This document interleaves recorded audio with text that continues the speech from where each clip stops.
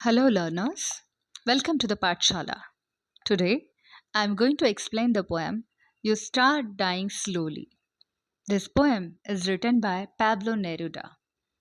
In this poem, an advice is given by poet to readers. This poem highlights that stagnation, fear of change, lack of passion, and rigid routine leads to losing one's zest for life. So, without wasting time, let's start the beautiful poem You Start Dying Slowly by Pablo Neruda. In the very first stanza, poet says, if you do not travel, if you do not read, if you do not listen to the sounds of life, if you do not appreciate yourself, you start dying slowly. See, what does the poet says? If you do not travel, जर का तुम्ही प्रवास करत नसाल, रोजचं जे कंटाळवाणं life असतं त्याच्यामधून थोडासा वेळ काढून जर का तुम्ही प्रवास करत नसाल, तुम्हाला प्रवास करायला आवडत नसेल, if you do not read, जर का तुम्ही वाचत नसाल, तुम्हाला वाचायला आवडत नसेल, तुम्हाला वाचायचा कंटाळा येत असेल, if you do not read, if you do not listen to the sounds of life. Sounds of life बघा, साऊंड्स ऑफ लाईफ म्हणजे काय? आयुष्य आपल्याला नेहमी काही ना काही इंडिकेशन देत असतं, काहीतरी मनासारखं करा असं सांगत असतं. हा जो निसर्ग आहे, हे जे जीवन आहे, याच्या प्रत्येकच गोष्टीमध्ये, प्रत्येकच पार्टमध्ये काहीतरी एक साऊंड आहे, एक इंडिकेशन आहे, जे आपल्याला जगावं कसं हे शिकवत असतं. आणि हे साऊंड्स, ह्या आयुष्याचे साऊंड्स, आवाज जर का तुम्ही ऐकत नसाल, if you do not listen to the sounds of life, if you do not appreciate yourself, everybody is having some qualities, प्रत्येकामध्ये काहीतरी क्वालिटी असते, आणि स्वतःमध्ये असणाऱ्या ह्या ज्या क्वालिटीज असतात त्याला जर का तुम्ही स्वतःचं कौतुक करत नसाल, स्वतःची पाठ थोपटून घेत नसाल एखाद्या केलेल्या चांगल्या कामाबद्दल, then you start dying slowly. हळूहळू काय होत आहे? तुम्ही संपताय. You are dying slowly. आता डाईंग स्लोली इथं आपण शब्दशः अर्थ तुमचा हळूहळू मृत्यू होत आहे असं आपण अर्थ नाही घेऊया, पण कुठंतरी तुमचं आयुष्य हळूहळू काहीही न करता संपत आहे, आणि तेही विनाकारण. Next answer, when you kill your self-esteem, when you do not let others help you, you start dying slowly. बघा काय म्हटलेलं आहे? If you kill your self esteem. Now what is self esteem? म्हणजे स्वतःमध्ये असणाऱ्या क्षमता, स्वतःमध्ये असणाऱ्या क्षमतांचा सन्मान करणे. जर का तुम्ही स्वतःमध्ये ज्या क्षमता आहे त्यांनाच किल करता आहे, त्यांनाच मारून टाकता आहे. क्वालिटीज आहे, पण कशाला करायचं? मी कशाला करायचं? मी हे का करू? मी ते का करू? मला कोण काय म्हणेल? असा विचार करून जर का तुम्ही स्वतःमधल्या सेल्फ एस्टीमना मारून टाकत असाल, Wien you do not let others help you, जेव्हा तुम्ही इतरांना सुद्धा, स्वतःसाठी तर काही करतच नाही, पण दुसरं कोणीतरी तुमचं काही करत असेल, तुमचं कल्याण करत असेल, तुम्हाला मदत करायला जात असेल, ते सुद्धा जर तुम्ही करू देत नसाल, then you start dying slowly. हळूहळू तुमचा काय होतो आहे? अंत होतो आहे.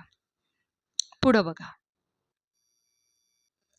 If you become a slave of your habits, walking every day on the same path, if you do not change your routine, if you do not wear different colors, or you do not speak to those you don't know, you start dying slowly. काय म्हटलेलं आहे? If you become slaves of your habits, जर का तुम्ही तुमच्या सवयीचे गुलाम बनत असाल, if you become the slave of your habits, स्वतःच्या सवयीचे गुलाम बनणं म्हणजे एखादी समजा आपल्यामध्ये वाईट सवय असते, उशिरा उठायचं, उशिराच उठायचं, तर रोजच उशिरा उठायचं, म्हणजे स्वतःचं रुटीनच असं बनवून ठेवायचं आहे की मला उशिरा उठायचं आहे, म्हणजे मला जाग येतच नाही, म्हणजे ही जी माझी वाईट सवय आहे, ही माझी हॅबिट आहे उशिरा उठायची, तर ही माझी अशीच कायम माझ्यावर ओव्हरपॉवर होणार, म्हणजे त्या सवयीचं मी काय होणार? गुलाम होणार. आणि कवितेने इथे हेच म्हटलेलं आहे की if you become a slave of your habits, जर का तुम्ही तुमच्या सवयीचे गुलाम बनत असाल, walking every day on the same path, रोज रोज रोज रोज एकाच रस्त्यावर चालताय, कधी रस्ता बदलायचा प्रयत्नच नाही करत आहे, एखाद्या वेळेस दुसऱ्या रस्त्याने काहीतरी नवीन विशेष असेल, नवीन काहीतरी एखादं झाड बघायला मिळेल, एखादी इमारत बघायला मिळेल, एखादं गार्डन बघायला मिळेल, एखादी काहीतरी वास्तू बघायला मिळेल, हा विचार न करता रोज, रोज, रोज, रोज एकाच मार्गावर चालत जात आहे. If you do not change your routine, तुमचं जे रुटीन आहे ते तुम्ही बदलायला तयारच नाही आहेत.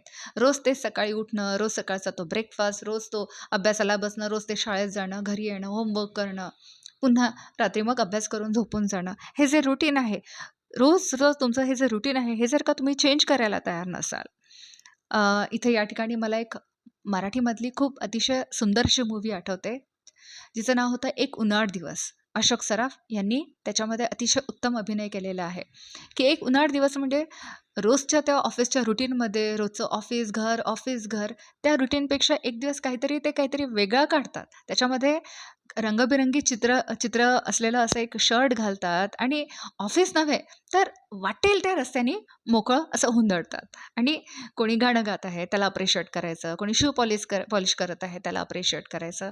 अशा रोजच्यापेक्षा रुटीनपेक्षा काहीतरी ज्या वेगळ्या गोष्टी दिसत आहेत त्याला अप्रिशिएट करायचं. अतिशय सुंदर असा चित्रपट आहे तो. चित्रपटाचं नाव आहे एक उनाड दिवस. नक्की सर्वांनी बघावा. अर्थातच परीक्षा वगैरे झाल्यानंतर.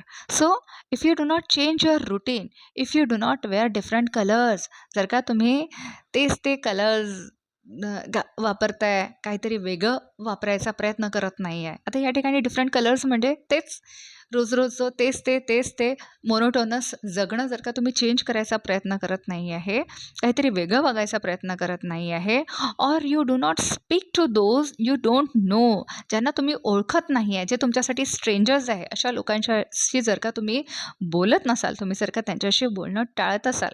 बघा, जेव्हा आपली कोणाशी नवीन ओळखी होते, एखाद्या अपरिचित व्यक्तीशी आपण बोलतो, तेव्हा निश्चितपणे आपल्याला काहीतरी नवीन गोष्टी कळतात. म्हणजे या जगामध्ये काय वेगळ्या गोष्टी आहेत, काय सुरू आहे, हे सगळं आपल्याला कळतं. त्याच्यामुळे इथं कवी म्हणतो आहे, की if you do not speak to those you don't know, तुम्ही ज्यांना ओळखत नाही, जर का तुम्ही त्यांच्याशी बोलत नसाल, then you start dying slowly. हळूहळू तुमचा काय होतो आहे, अंत होतो आहे. तुम्ही हळूहळू संपताय. Next answer. If you avoid to feel passion and the turbulent emotions, those which makes your eyes glisten and your heart beat fast, you start dying slowly.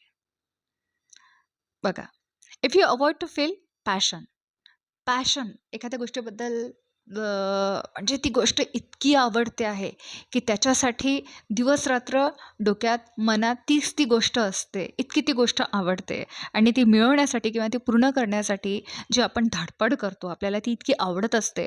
And that turbulent emotions, म्हणजे जेव्हा ती गोष्ट आपल्या डोळ्याच्या समोर येते, तेव्हा त्या गोष्टीसाठी आपण हिअर टर्ब्युलंट मीन्स अनस्टेडी, सतत बदलणारे. म्हणजे तुम्ही जर का तुमचे जे इमोशन्स आहे, ते जर का त्याच्यासाठी बदलत नसतील, those which make your eyes glisten. बघा, रोजचं जे रुटीन असतं त्याच्या व्यतिरिक्त, म्हणजे शाळेचं एक्झाम्पल देते आहे मी तुम्हाला, की वर्गात एक रोजचं शाळेचं एक रुटीन असतं. त्याच्यामध्ये अचानक वर्गात तुम्हाला नोटीस येते की तुमची सहल जाणार आहे, किंवा अचानक नोटीस येते की तुमच्या काहीतरी क्रीडा स्पर्धा आहे किंवा तुमच्या नृत्य स्पर्धा आहे. अशा वेळेस जर का तुमच्या डोळ्यामध्ये चमक येत नसेल, तर जेव्हा एखादी काहीतरी वेगळी गोष्ट रुटीनच्या व्यतिरिक्त काहीतरी वेगळी गोष्ट घडते आहे आणि जर का तुमच्या डोळ्यामध्ये जर का चमक येत नसेल and your heart beat fast, तुमचे जर का हृदयाचे ठोके धडकत नसतील, खूप जोरात धडधड करत नसतील, then you start dying slowly. आणि जर का हे सगळं तुम्ही जर का फील करत नसाल, then my dear friends, you start dying slowly.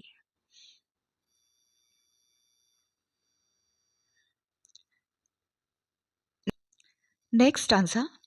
If you do not change your life when you are not satisfied with your job or with your love, जर का तुम्ही जो जॉब करता आहे त्या जॉबमध्ये, त्या कामामध्ये जर का तुम्हाला समाधान मिळत नाही आहे, किंवा तुम्हाला जी एक गोष्ट तुम्ही धरून धरून ठेवता आहे, तुम्ही ज्या गोष्टीवर प्रेम करता आहे, ती गोष्ट जर का तुम्हाला समाधान देत नाही आहे आणि ती गोष्ट जर का तुम्ही आयुष्यामधून चेंज करून टाकत नाही आहात, if you do not risk what is safe for the uncertain, जर का जी गोष्ट खात्रीदायक नाही आहे, म्हणजे जी गोष्ट अनसर्टन आहे, if you do not risk what is safe for the uncertain, if you do not go after a dream, if you do not allow yourself at least once in your lifetime to run away from sensible advice.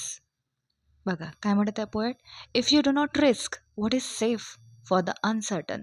जर का तुम्ही तुमच्या आयुष्यामध्ये नेहमी safer साईडनी न राहता ज्या गोष्टी रिस्क देणाऱ्या आहेत, जे रिस्क फॅक्टर आहे ते घेऊन जर का तुम्ही एखादी गोष्ट करत नाही आहेत, तर उदाहरण द्यायचं झालं तर जे बिझनेसमन्स वगैरे असतात ते त्यांच्या लाईफमध्ये रिस्क घेतात आणि ते रिस्क घेतात म्हणून ते यशस्वीसुद्धा होतात.